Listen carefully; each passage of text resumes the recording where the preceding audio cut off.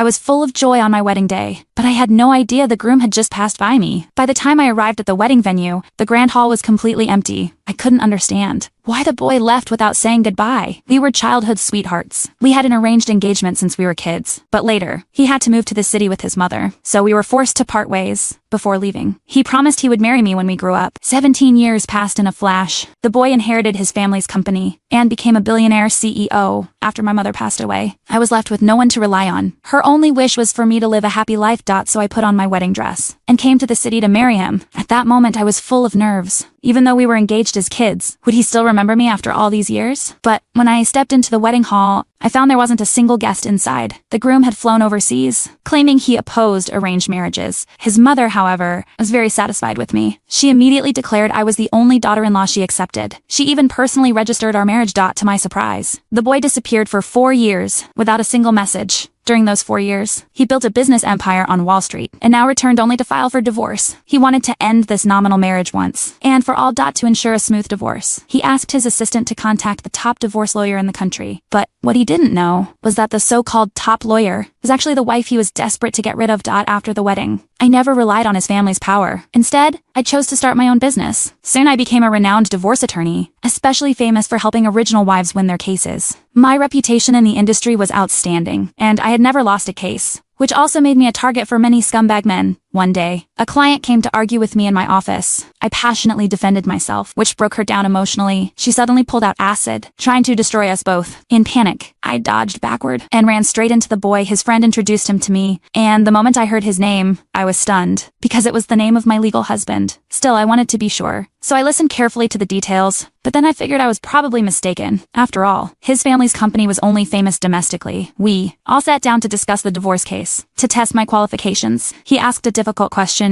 Do you love divorce cases because you enjoy being hated? I told him, I simply help people unlock their chains. It's a good deed. My answer satisfied him. He needed someone with a firm stance. While going over the divorce details, he stressed the marriage was forced by his family. He never acknowledged it. Still, he was willing to offer $10 million as compensation. His friend reminded him, Hay is now worth billions. He must prevent his wife from taking too much money. Just then, I got a call from his mother. She said her son had finally come home and told me to return quickly for our wedding night. After hanging up, I had no more interest in business. I apologized and left in a hurry. He was visibly unsettled, thinking I must have urgent matters, but I didn't explain. He assumed I was unprofessional. So I told him I could recommend another lawyer and turned to leave. His friend joked, Don't tell me you've fallen for her. That struck a nerve, but he pretended